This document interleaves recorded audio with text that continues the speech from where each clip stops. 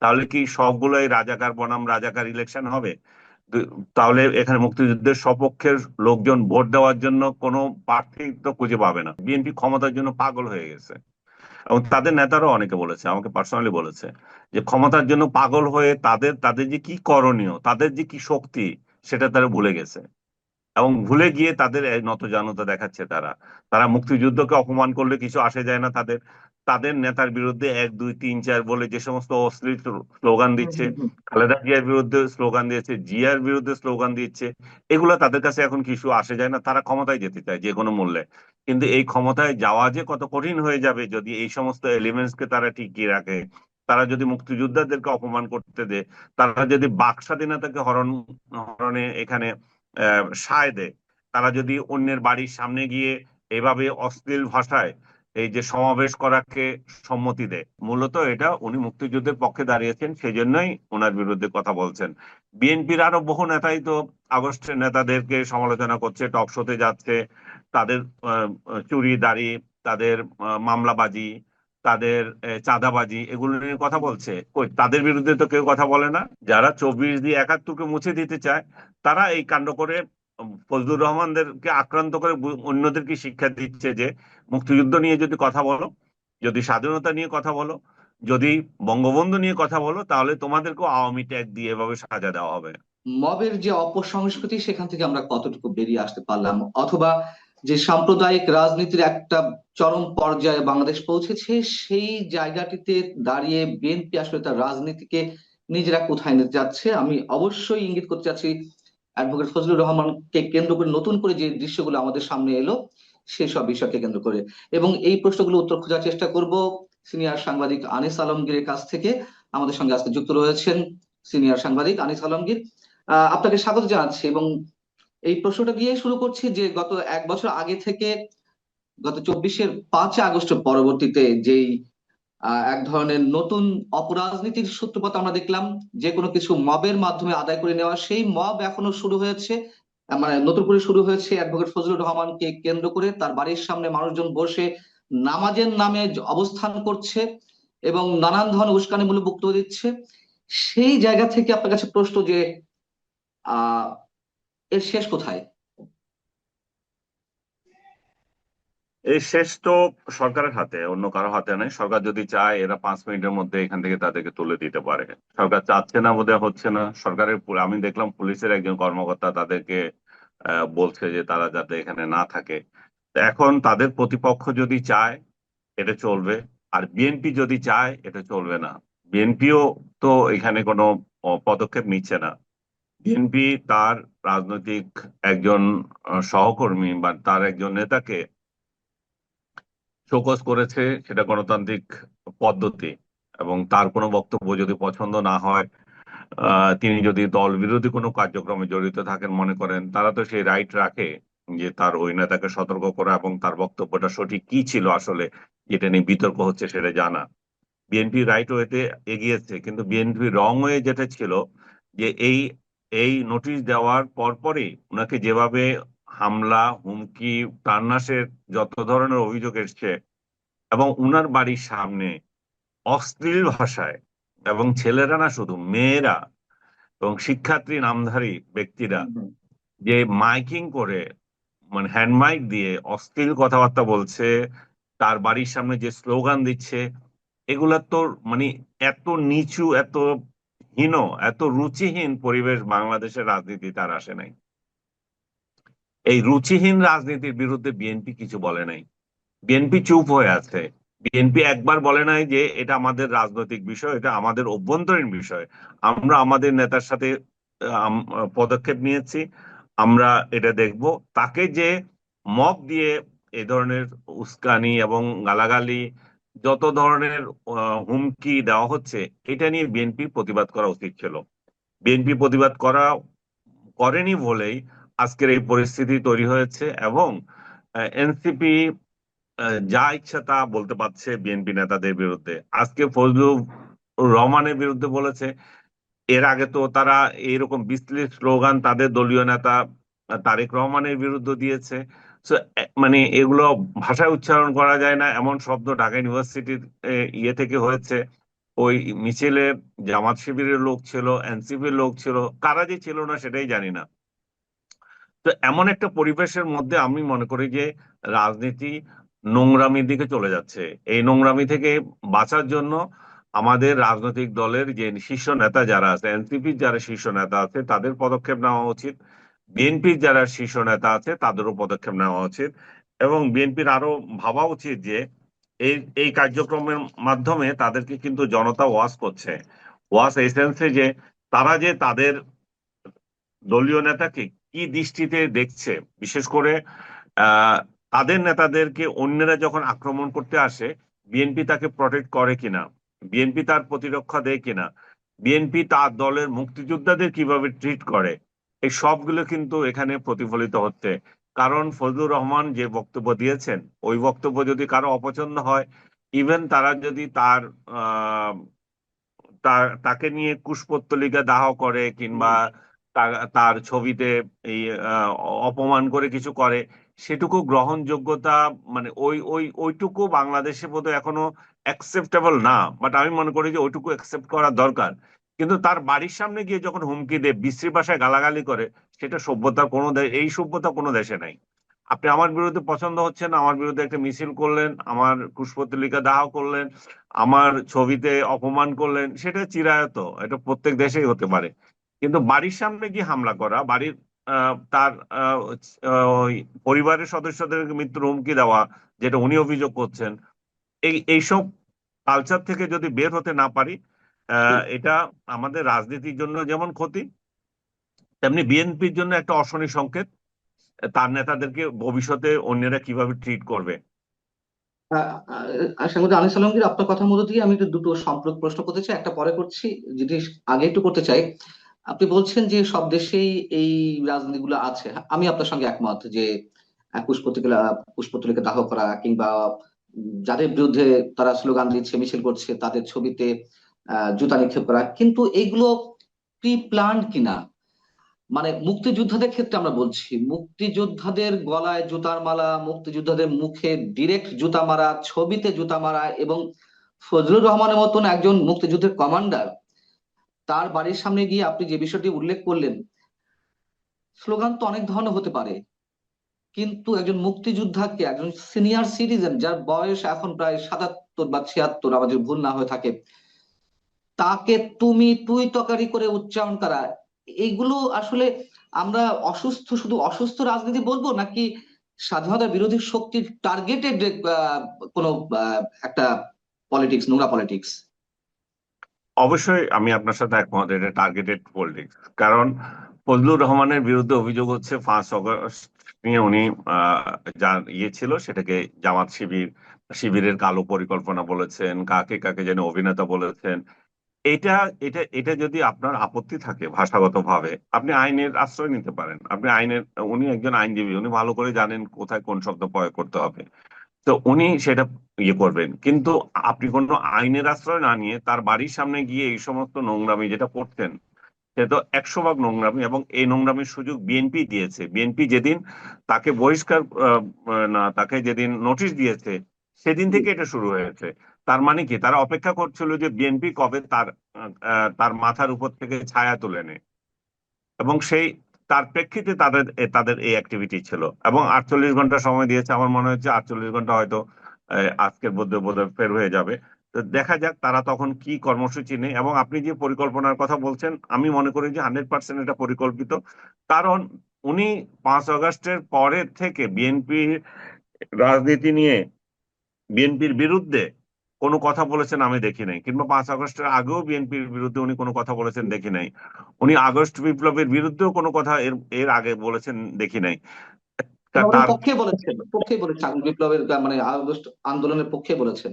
অবশ্যই পক্ষে বলবেন, কারণ শেখ হাসিনার বিরুদ্ধে আন্দোলনে ওনার মতো কণ্ঠ তো অন্যদের ছিল না। জি। যারা এখন বড় বড় কথা বলছে তারা তো তখন মুজিব বন্দনা, হাসিনা বন্দনায় ব্যস্ত ছিল।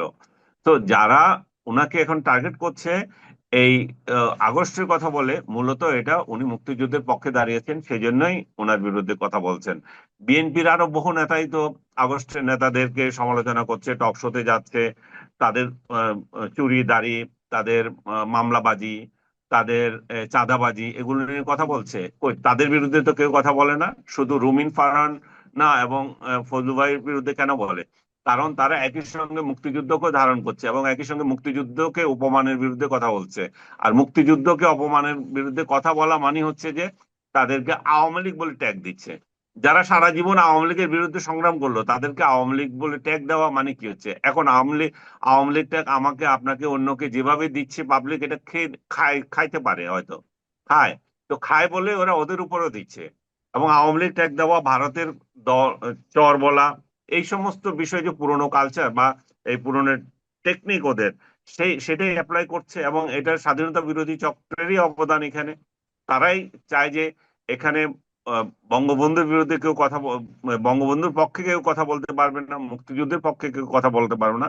যদি কেউ বলে এটা হচ্ছে আওয়ামী লীগের পক্ষে কথা বলা। তো আওয়ামী লীগকে তারা মুক্তিযুদ্ধ এবং বঙ্গবন্ধুর সমর্থক করে ফেলতেছে এবং আওয়ামী লীগ ভীতি তাদের মধ্যে এমন ভাবে এসছে যে, এবং এমন ভাবে প্রদর্শন করছে, মুক্তিযুদ্ধের পক্ষে কেউ কথা বললে তাকে আওয়ামী লীগ বানিয়ে দিচ্ছে।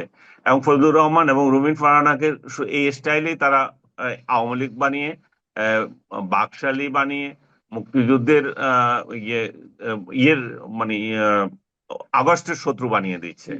এটা তাদের পূর্ব পরিকল্পিত। কারণ আমি যেটা আপনাকে বলছিলাম যে 5 আগস্ট নিয়ে অনেকেই তো, 5 আগস্টের নেতাদেরকে নিয়ে অনেকেই তো এই বক্তব্য দিচ্ছে, তাদেরকে কেন আক্রমণ করা হয়নি? যারা 24 দিয়ে 71-কে মুছে দিতে চায় তারা এই কাণ্ড করে ফজলুর রহমানদেরকে আক্রান্ত করে অন্যদেরকে শিক্ষা দিচ্ছে যে মুক্তিযুদ্ধ নিয়ে যদি কথা বলো, যদি স্বাধীনতা নিয়ে কথা বলো, যদি বঙ্গবন্ধু নিয়ে কথা বলো, তাহলে তোমাদেরকেও আওয়ামী ট্যাগ দিয়ে এভাবে সাজা দেওয়া হবে। এবং আমরা একটা সিম্পল একটা দুটো স্ট্যাটাস দিয়েছিলাম 15 আগস্ট শোক দিবস উপলক্ষে বা বঙ্গবন্ধু প্রতি শোক জানিয়ে। আমাদের অনেককেই আপনাকে আমাকে কালচার ফ্যাসিস্ট বানিয়ে দিল, এগুলো তারা করতে আছে, সেটা আমাদের কোনো আপত্তি নেই, কিন্তু একজন মুক্তিযোদ্ধাকে যখন চরম অপমান করা হয় সেটি আমাদের আমাদের মধ্যে রক্তক্ষরণ ঘটায়। এবং অ্যাডভোকেট ফজলুর রহমানের মতো মানুষকে যখন ফজু পাগলা হিসেবে প্রতিষ্ঠিত করা হয়, এর চেয়ে চরম কষ্টে সম্ভবত এই স্বাধীন বাংলাদেশ থাকতে পারে না। অ্যাডভোকেট সাংবাদিক আনিস সালাম, যে কোশ্চেনটা আপনার প্রতি ছিল, আরেকটি প্রশ্ন, যে আপনি বলছেন বিএনপি সুযোগ করে দিয়েছে। বিএনপি যদি সুযোগ করে দিয়েই থাকে, এবং আপনি আমার এই প্রশ্নের উত্তর খানিকটা এর মধ্যে দিয়ে দিয়েছেন, তারপরে আমি একটু সরাসরি জানতে চাই, বিএনপি কি আসলে কোনো বিশেষ দুর্বলতার জায়গা থেকে এই আপোষকামিতায় পৌঁছাচ্ছে? এই যে শো কজের জায়গা, এটা তাদের অভ্যন্তরীণ বিষয়, আমি আবারও স্বীকার করে নিচ্ছি আপনার সাথে সাথে, কিন্তু এই সুযোগটা দিচ্ছে কেন? তাদের কোনো বিশেষ দুর্বলতা রয়েছে? আমি জানি না বিশেষ দুর্বলতা রয়েছে কিনা, কিন্তু সোশ্যাল মিডিয়াতে বিভিন্ন লোকজন বা পার্সোনালি বিভিন্ন লোকজন যেভাবে বলছে বিএনপি ক্ষমতার জন্য পাগল হয়ে গেছে।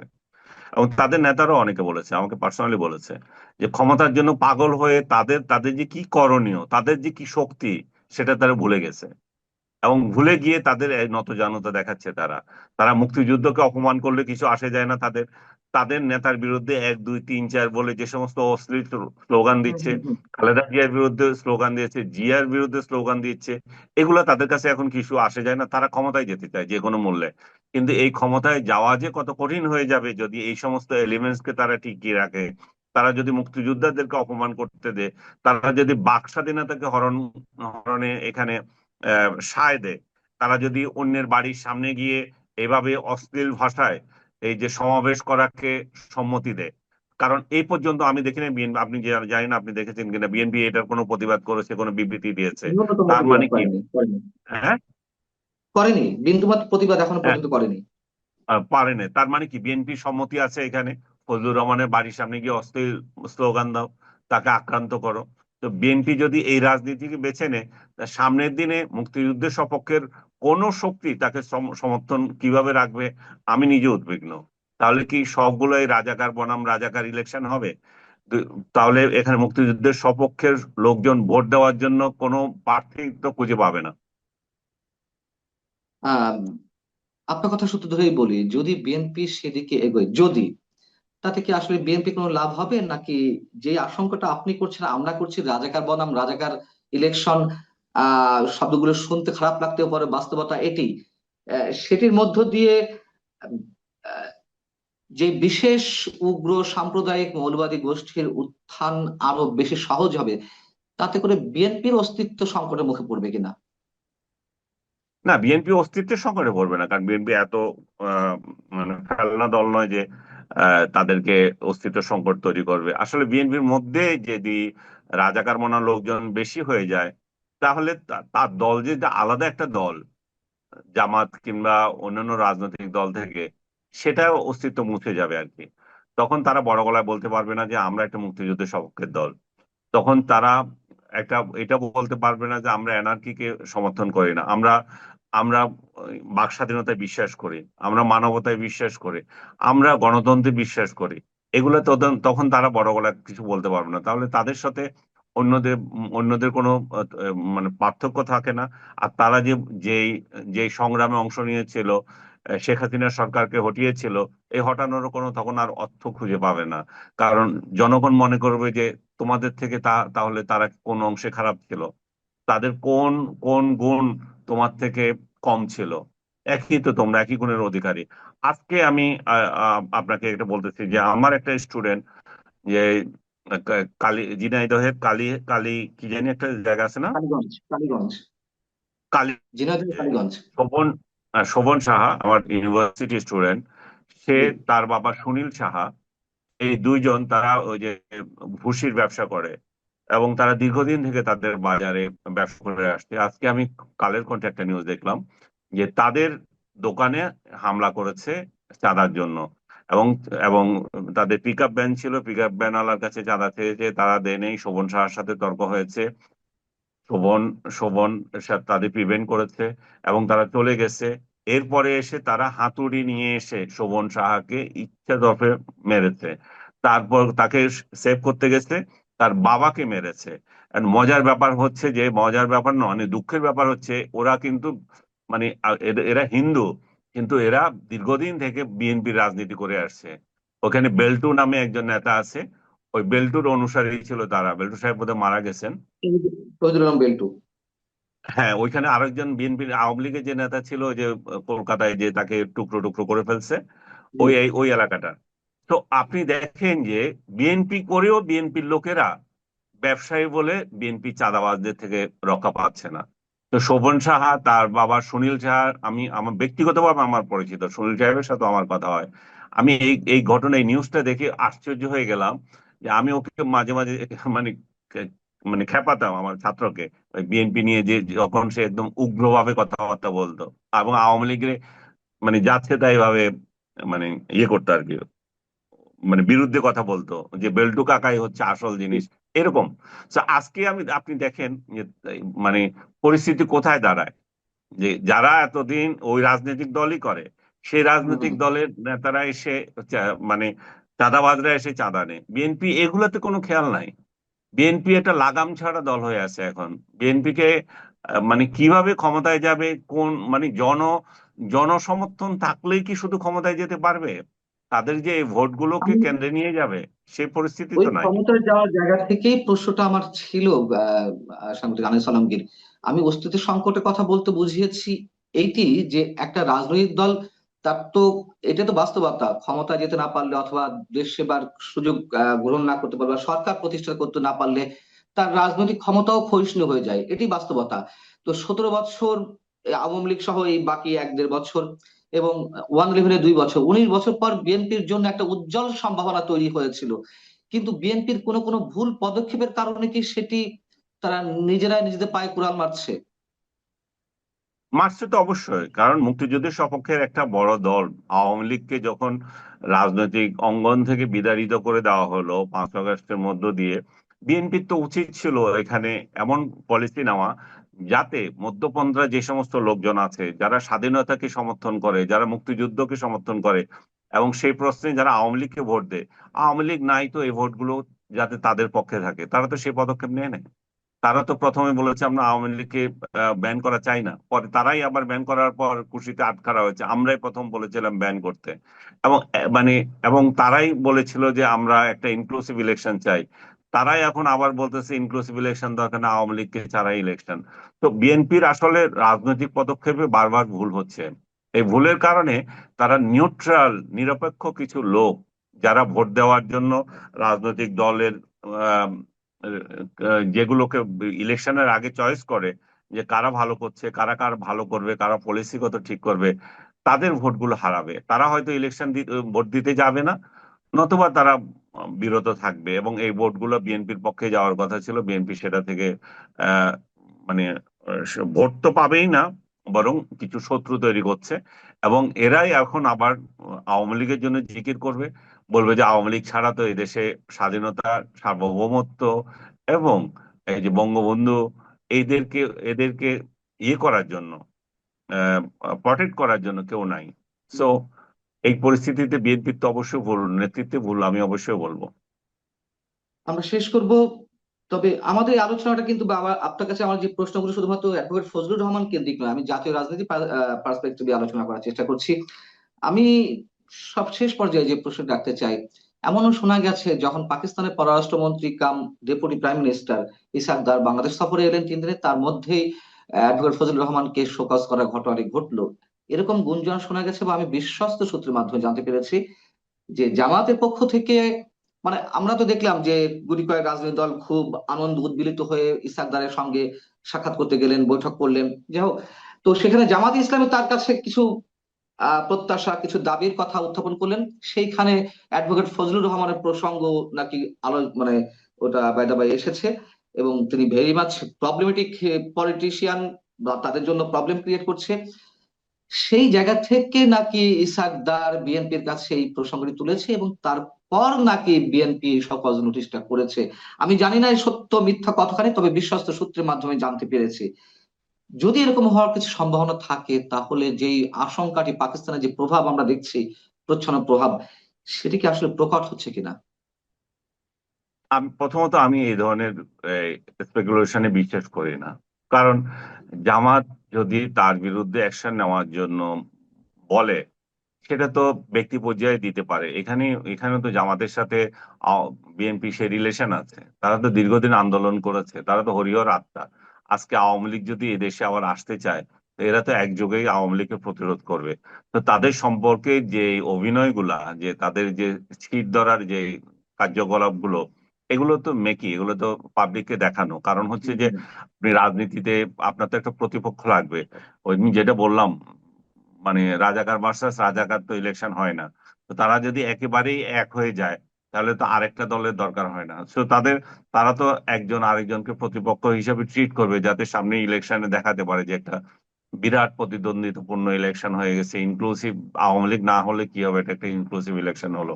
তো এই এই অভিনয়ের মধ্যে আমার তো মনে হয় না যে তারেক জিয়ার সঙ্গে তাদের কোনো সম্পর্ক নাই, যে পাকিস্তানের পররাষ্ট্রমন্ত্রী এসে তাদেরকে কান পড়া দেবে, বা পাকিস্তানের ওই ওই ওই পররাষ্ট্রমন্ত্রী লাগবে যে ফজলুর রহমানের মতো একজন সাধারণ স্তরের নেতাকে এই কোনো একটা ইয়ে দিতে, আপনি কি বলে এটা, শোকজ করতে। কিন্তু আমরা দেখলাম যে এই লেটারটি দেওয়া হলো, মানে যখন ইসাক দার 3 দিনের সফরে এলেন, তখন কিন্তু এই ধরনের দাবি দেওয়া উত্থাপিত হয়নি। এই দাবি দেওয়া আরো অনেক আগে থেকে উত্থাপিত হয়েছে।